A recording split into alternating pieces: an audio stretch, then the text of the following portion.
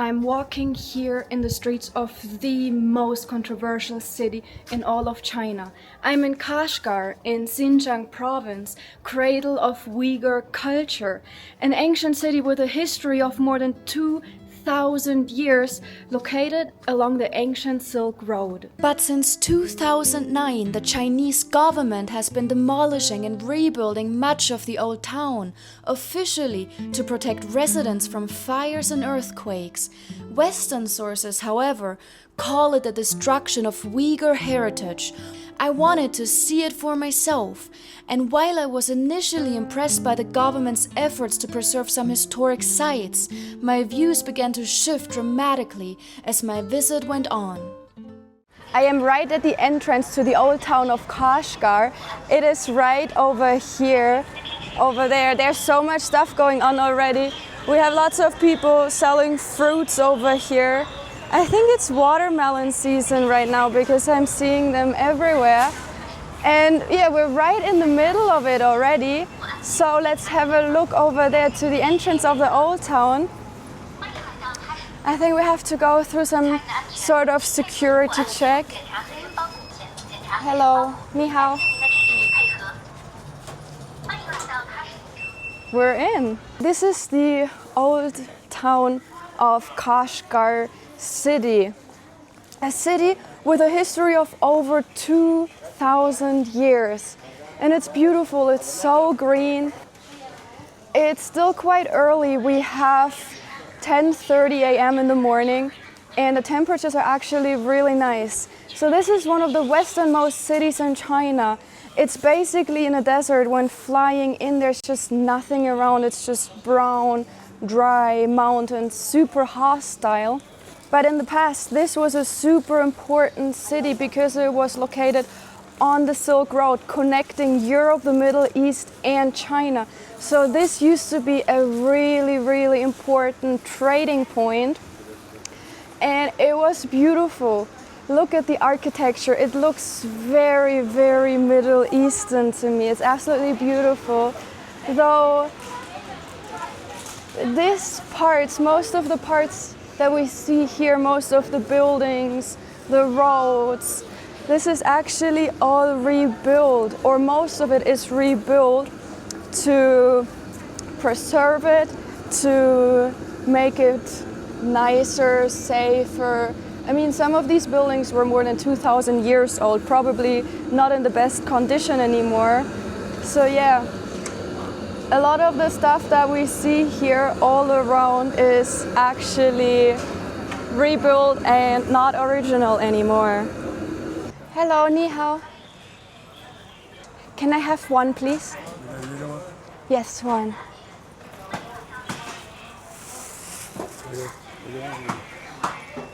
This one. How much? Can I pay in cash? I only have cash. I don't have WeChat Pay. Can I pay in cash? So that seems to be a problem to pay in cash here. Usually everyone accepts Alipay. Here they only accept WeChat Pay though. That's why I got cash, which I probably cannot use to pay. 3, but I only have 100. No. The thing is, I just got to the ATM to get that out. I do not have any small coins. Yeah, that sucks. It's 3 yuan, and I only have a 100 yuan bill. Thank you so much. I really appreciate that. So I got my bread, and I got a whole stack of change. That is actually very helpful. Usually, I've never needed cash in China anywhere. I usually never even had cash with me, only Alipay. My bank doesn't allow me to use WeChat Pay, unfortunately. And so yeah, paying for things seems to be a little more difficult here than in other parts of China. But let's now put all of this cash away and try my bread because I haven't even had breakfast today. So let's see.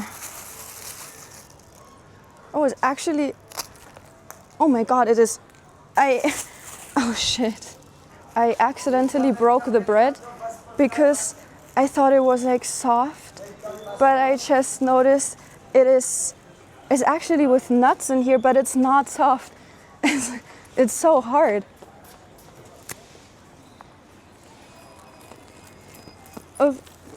It's almost more like a cracker. I actually don't think you're supposed to eat it like this. So you can see there's some walnuts in here. It might be some Uyghur specialty, Uyghur bread. It looked really nice. It looked really good, like with herbs and something. But it's as hard as a cracker. We have more of these old buildings.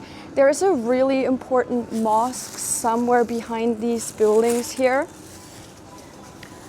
And unfortunately, a lot of the mosques are destroyed nowadays.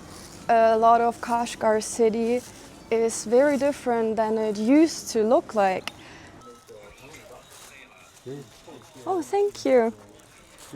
Bags, yeah. Do you have hats? Hats for the sun? These are a bit hot, I think, right? This mink. Mink. This Oh mink. wow, wow. This mink. Oh. This good. Good. Yeah, I think that is a bit too hot for the summertime here. Oh wow, nice. But I think it's a bit too hot. Like something colder? No, too hot, no. No? Isn't it for like winter? Oh, this is good. This good? Good. This small. Small? Too small? This small. Too small? This is bigger? This bigger. This is good. This good? This is good. This Tajuk. Tajuk? Tajukta. Ah, is that traditional? Ah. This Mongolia. This is good. Ah. So that is a Mongolian head with shells in here. I was looking more for something like against the sun that can protect my face, actually. This is good. It's what what Uyghurs wear. Uyghurs? Yeah, traditional. This Tajuk. Tajuk. Uyghur. This. Nice. This is good. Nice. Okay. But I think it's a bit too warm. It's getting really hot. It's like 40 degrees in the day. This is good. Do you have like a hat that is like big? A big hat? Bigger? For the sun? This, yes. This, yes. Oh wow, it's heavy. Wow. This is good. This Uzbekistan. Uzbekistan. Uzbekistan. It's very heavy though. There's so many shells. Yeah. It's very, very heavy. This is good. Yeah, it's beautiful. It's beautiful. Yes. Mm-hmm. 550. 150 for this one. This. Yeah. Okay, 100. Okay. I'll buy it for 50. 50. 50? Yeah, I'll buy it. Yeah, it's okay? Okay. Okay. Okay. Germania? Germany, yes, Germania. This is good. Yeah. Okay. Thank you so much. Shishi. Bye bye. Bye bye. So I got my new hat. 51. Not sure if that is exactly how it's supposed to fit, but he said it's okay. So let's continue exploring. As I said, it is still early morning, so most of the vendors here are still setting up all of their shops at the side of the road. You can buy traditional clothes like this super nice hat that I got. Kashgar is one of the westernmost cities in China, and it is almost 1,700 kilometers west of the capital Beijing, so very, very far.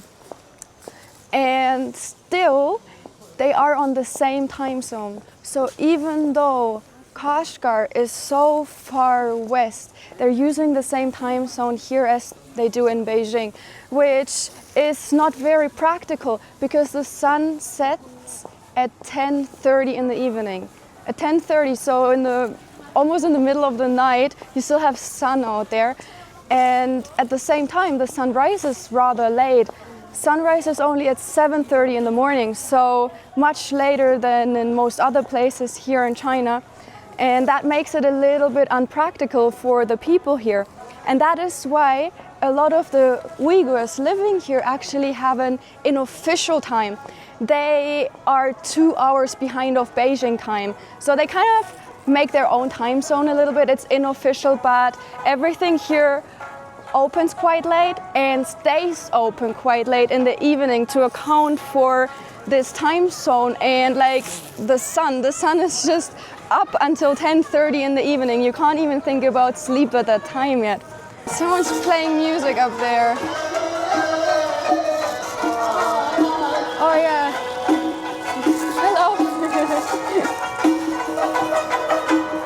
Wow.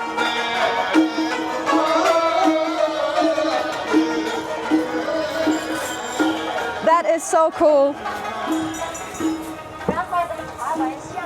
This place does not feel like China, and it makes sense because Kashgar, the cradle of Uyghur culture, was under the rule of a lot of different empires in the past. For example, under Turkic rule, under the Chinese rule then, of course, when the Qing dynasty took over. So there were lots of different influences, and there came so many people from different backgrounds through this city. When this was part of the Silk Road, when this was a major trading point, there would have come people from so many different countries. But yeah, of course, the Silk Road doesn't exist anymore nowadays. But China has a lot of pride because of their history, and that this was part of the Silk Road. And from my understanding, this is also one of the reasons why they put great efforts into restoring and preserving the old town of Kashgar because of this history, because of the importance of the Silk Road. Here I'm standing right in front of the most important mosque of Kashgar. This is the Atigar Mosque. Not sure if I pronounced it correctly, but it seems to be some sort of popular spot to visit, because while Kashgar is actually not popular among foreigners very much, and it was actually for a long time a rather restricted region and not that easy to visit. But nowadays a lot of Chinese mainlanders travel here to Kashgar. Before we enter the mosque, I want to show you one interesting thing. There's an informational plaque, Atigar Mosque, I guess that's what it's called in English. So first of all, interestingly, the plaque is in English, in Uyghur Arabic. Very interesting, that is their language, the traditional language here. The plaque in the middle is empty, so there's no information in Mandarin. But what I wanted to show you is just the last sentence here on this plaque. I thought that is kind of interesting.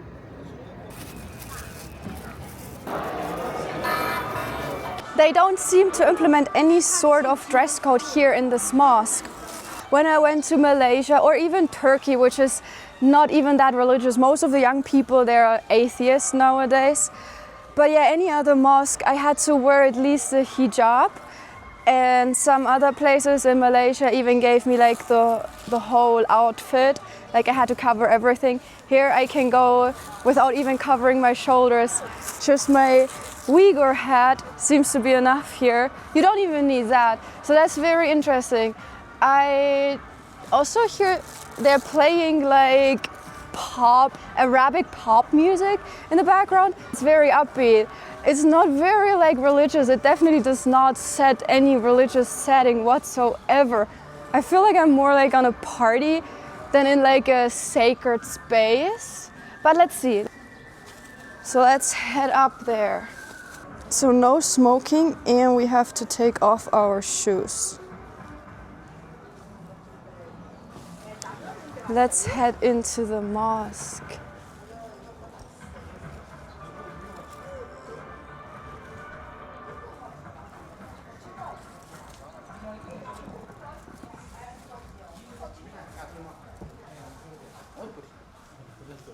Compared to other mosques I visited before, this one here seems rather small. Now they're actually blasting Chinese national music here in the ancient mosque. So they switched from the Arabic pop music to full-on Chinese nationalist music. And I told you guys that I thought the mosque was rather small compared to other mosques I saw before. Though we shouldn't forget that this was only an outpost along the Silk Road. But I think we've seen everything in here. There's not that much to see. So I'd say let's head back out. Well, we have an actual alligator in here. Wow. Not sure if it's for eating, for food, or for taking photos. But yeah, you can find a random alligator here. And here on the other side, there are actually camels. Like in Egypt and countries over there, you can actually ride camels here. You can also ride horses. They've put a bucket underneath the horse so he doesn't pee on the floor. Because today, Kashgar is very sanitized and very cleaned up. But here you have the camels. Like in ancient times when this was still part of the Silk Road, the caravans came through here on their camels, trading spices and silk. And nowadays all of that is a tourist attraction for mainland Chinese people that travel here and want to ride around their peacock cars in front of the ancient mosque. I think now we've officially arrived to the very touristy streets here of Xinjiang province. It is so busy here.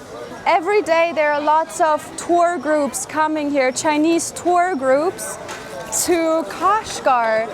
And hearing this mix of languages in the streets is so interesting because more than 80% of the population of Kashgar are Uyghur, so they speak their traditional Uyghur Arabic. That's why you also see a lot of Arabic on the signs up here. We have Mandarin, we have Uyghur Arabic.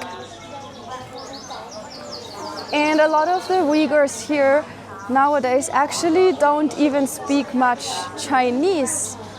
So if you wanted to talk to Uyghurs here in Mandarin, likely they're not gonna understand you, or they're only gonna understand very, very broken Chinese.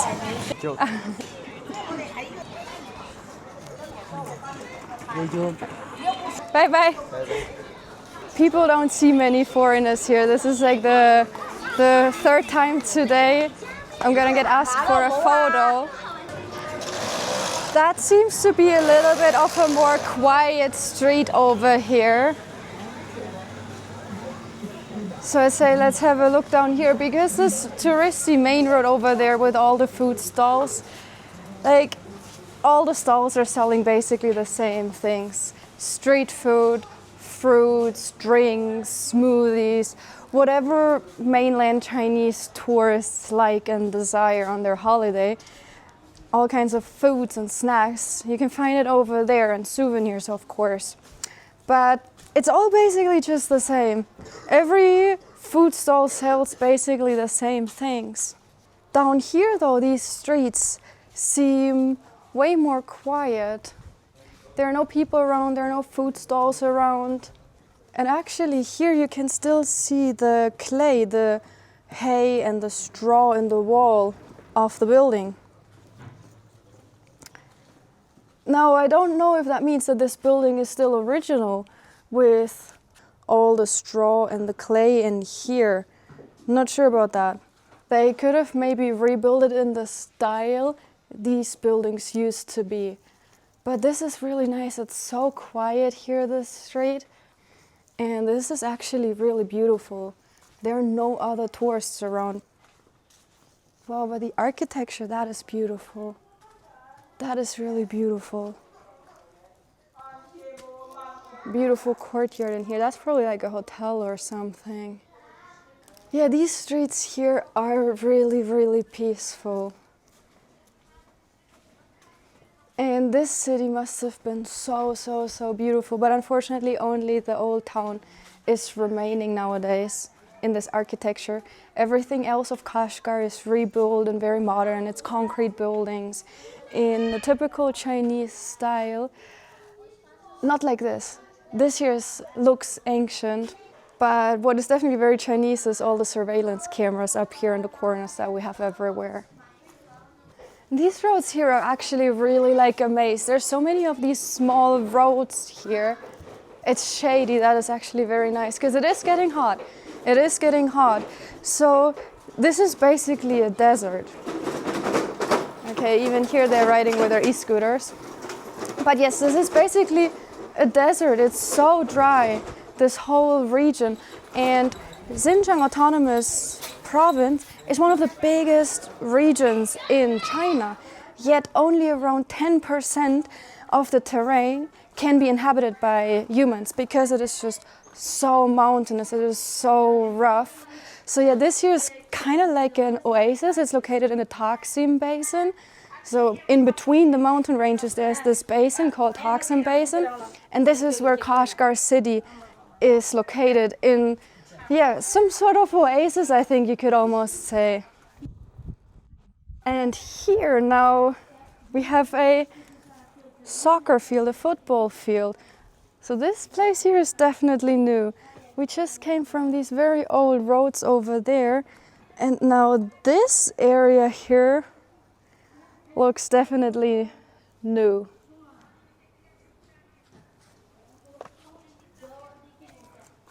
The roads here are definitely really beautiful, and this makes me even more excited for my upcoming trip because Xinjiang and Kashgar is only the starting point for my next adventure, because I'm on my way to cross into Kyrgyzstan the next couple of days. So I'm gonna cross into Kyrgyzstan, I'm gonna cross from there into Kazakhstan. I also wanna visit Uzbekistan. It's gonna be a big Central Asia trip. We're gonna do some extreme and very hard, very remote border crossings.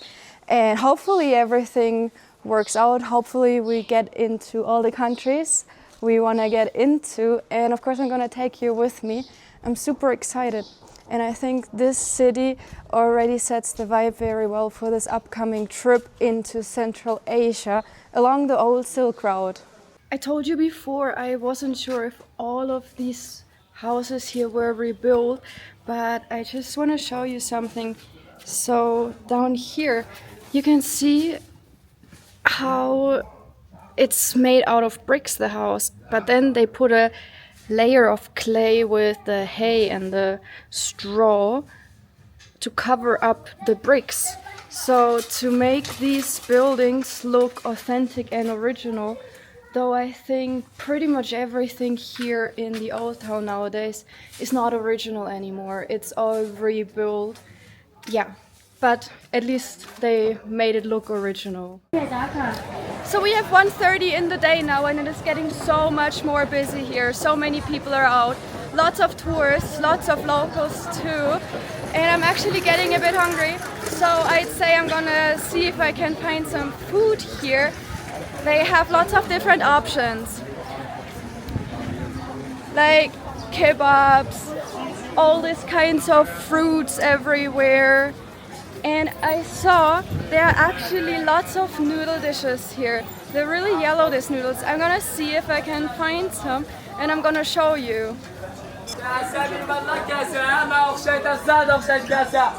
You can also find lots of these eggs. Some of them are quite big. That one I think is an ostrich egg. And they grill these eggs on the grill, and then you can eat them with a spoon like this. I have never seen this before.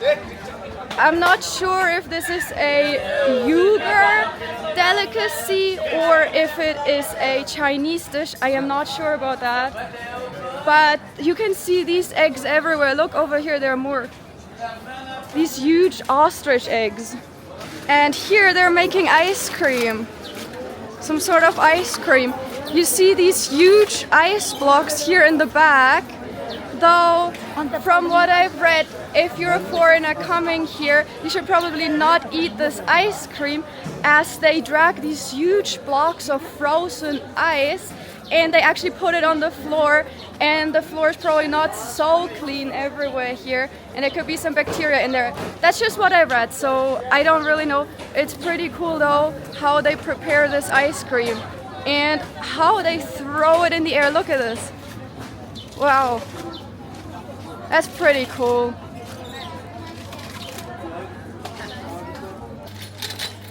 So here they're pressing these little things.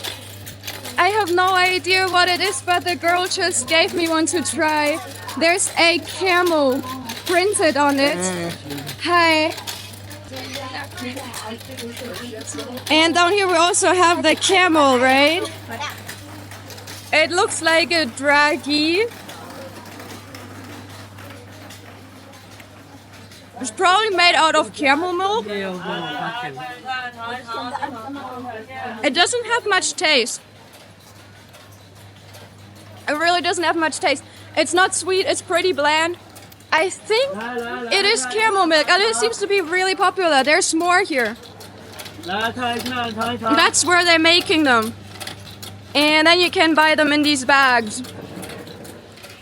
They're not bad, but I don't really see the point in them that much because they're very bland. There's not much taste in it. Hello? Yes. Is this a real leopard? Yes. Wow. Oh, yes. How much? This one is coming over. Ah. This one is So here they're selling a real leopard bowl. Wow.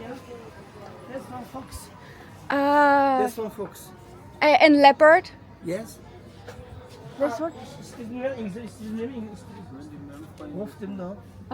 Is tiger? Just ship this. Sheep. Lynx. Ah, Lynx. This one ship this. sheep, I see. Ah. And you color it. I yes, see. yes. So it's probably not real. This one. Yeah. This one fox. This one black. This one fox. It's for winter? Yes. Because right now it's very hot. 可以 OK. For winter. 都可以 Okay. 可以 OK. Yeah, I think as a foreigner you cannot take this out of the country.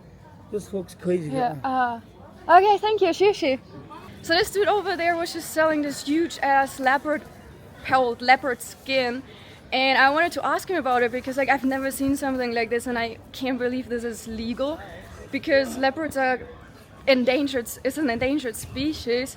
He didn't talk to me much about the leopard pelt. He brought me in and showed me all these other pelts, raccoons and foxes he has, because that stuff seems to be really popular here. So many people, so many vendors are selling these pelts and fur jackets and fur hats because it's getting pretty cold here in winter, I think. Though the leopard was probably fake. They probably took like some sheepskin or something and just colored it like a leopard. But since the guy didn't really want to show me the leopard pelt, but rather wanted to show me the foxes, I think it's more to attract like tourists. But I don't think you can bring any of these pelts out of the country. So over here, guys, I think I found the noodles I've been telling you about. Let's see if they can make them vegetarian for me.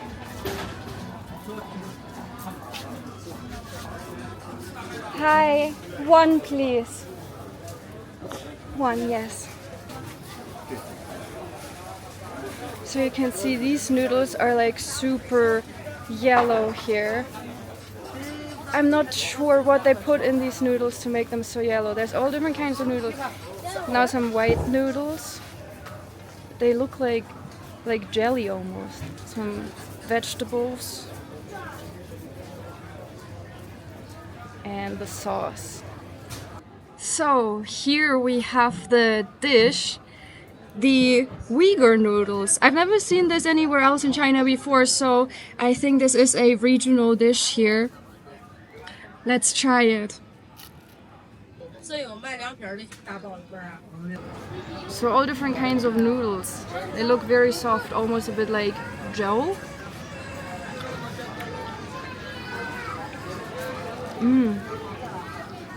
Very fresh with the fresh cucumbers in here. Here we have these yellow noodles.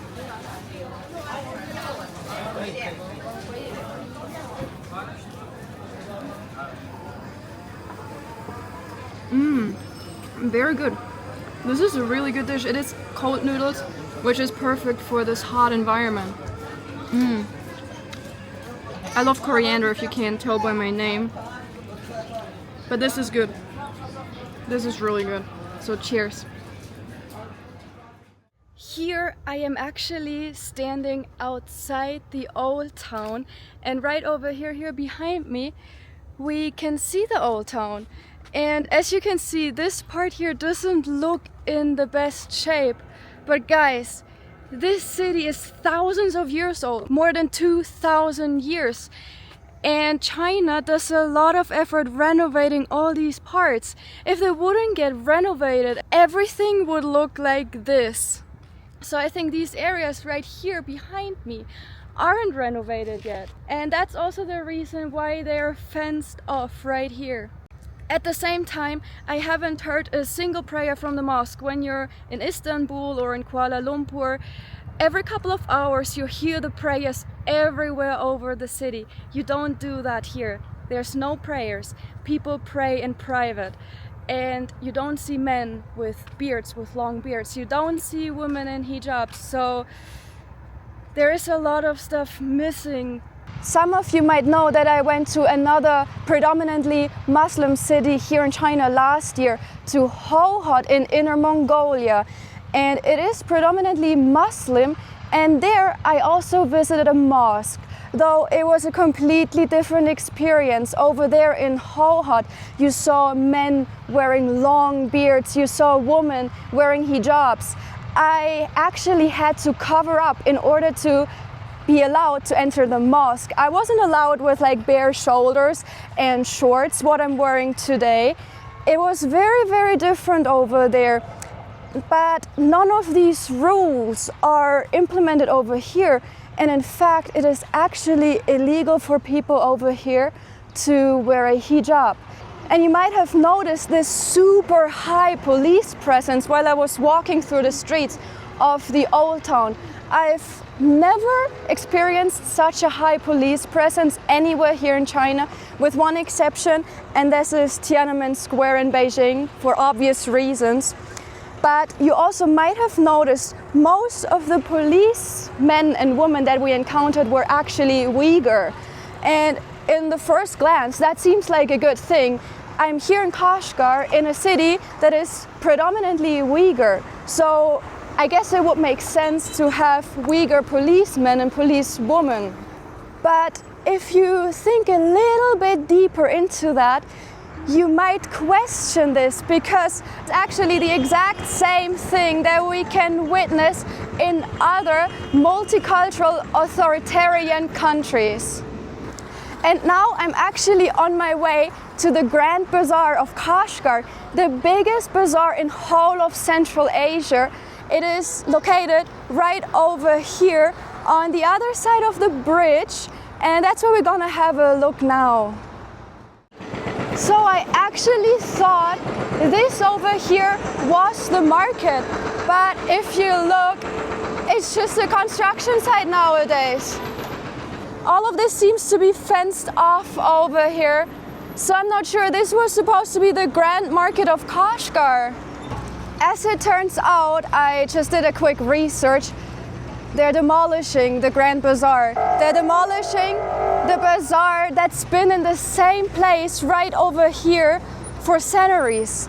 For centuries, it was the biggest market, the biggest bazaar in whole of Central Asia. And now it gets torn down to build an intercontinental hotel. So, yeah. And this over here seems to be the new bazaar, at least according to Apple Maps. A clean, sanitized building in typical Chinese architecture, as if we didn't have enough of these already here.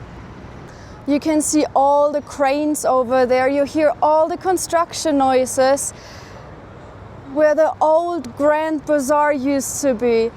But not any kind of bazaar, like the biggest one in Central Asia. And it was original. It existed since the Silk Road. So this over there This here behind me used to be the place that traders and merchants that entered China with their silk and with their spices. This here behind me, this was the place where these merchants would trade their goods for the very first time with China. And that is all gone now. That is being demolished right now, right here behind me, to replace it with an intercontinental hotel. And guys, that's actually a Western brand. So we don't have Starbucks here. We don't have McDonald's here in Kashgar. These Western brands don't exist here, but they're gonna build an intercontinental hotel right here behind me, right here, where this very important market used to be, which is just incredibly sad. As we can see, the new bazaar here is really damn new because it hasn't even opened its gates yet. And even the Wikipedia article still talks about the original bazaar that is here behind me. So that must have been a very, very recent development, like super recently. And things happen quickly in China. Like if they want to build a new airport, they need a weekend and they have a new airport. Stuff happens fast. So I might have just missed the old Grand Bazaar, which is really sad and really unfortunate. But don't worry, guys. If you still want to go to Bazaar, here's gonna be your new Kashi Grand Bazaar. It's gonna look like this, super modern, sanitized, cleaned up, very modern. Who wouldn't love coming here? I came to Kashgar because in the West we always hear so much stuff about this city and about Xinjiang province, so much controversial stuff. So I thought, okay, I'm gonna come here, I wanna see for myself. And I actually thought, wow, they did a great job preserving the old town. It's beautiful. It's a great job. I was like really positively surprised. But now, I don't even know if the old town ever used to be there. Was the original old town from Silk Road times ever over there, this place that we visited this morning? Or did they just demolish another old town somewhere else here in the region and then just move it there and build their own old town over there, sanitized, cleaned up, so that mainland Chinese tourists can take their pretty Instagram pictures and eat their ostrich eggs? And this area over there in front of the Ferris wheel, I just told you that they're gonna refurbish this because it's old and it has to be refurbished. But is it true? Are they gonna refurbish it or are they gonna demolish it? Just like the Grand Bazaar over here. I have no idea. Right now, I honestly feel like I've been lied to.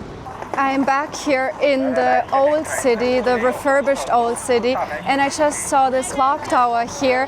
And maybe here we have the explanation why the bazaar was torn down, to make it earthquake safe.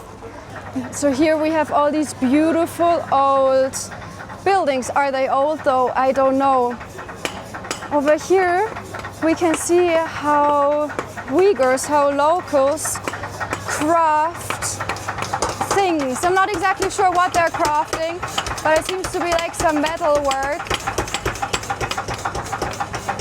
Though I feel like right now this here behind me rather feels like some sort of human zoo where you can come to watch these ancient traditions of the Uyghurs of crafting tools. Yeah. I just left the old town of Kashgar. It's the evening now. We actually have 11 past 10 p.m. in the evening already. And as you can see, the sun is still out. That is literally so weird and my body clock is just so messed up. But we had a really successful day. And you noticed my opinion about this very controversial topic about Kashgar, about Xinjiang province, changed a lot throughout the video. I came here, I wanted to see what it's all about because we hear a lot about this area, about this region in the West, about the cultural genocide of Uyghur culture. And I still cannot form a complete opinion about this topic. there's just so many different things to take into consideration.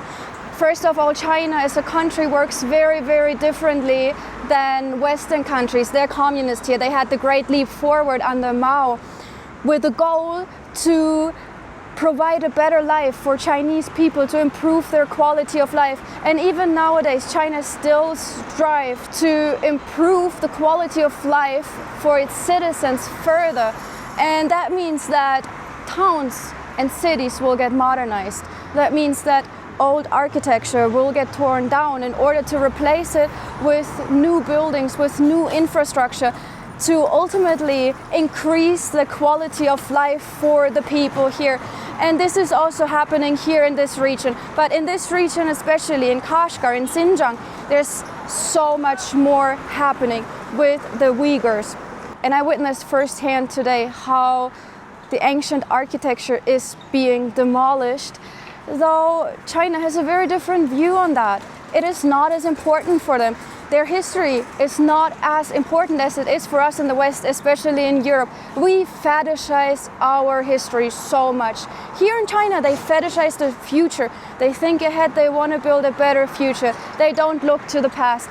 In the West, we do look to the past. So it's just a very, very different culture here, though. Should the Uyghurs belong to China? Should this region belong to China?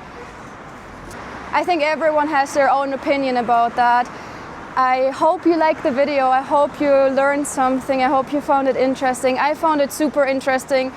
And I'm very excited to take you with me to the next countries. I'm going to Kyrgyzstan next. I'm going to cross into Kyrgyzstan, which is going to be a crazy border crossing. I hope everything's going to work out. And I hope to see you again in my next video. Bye bye.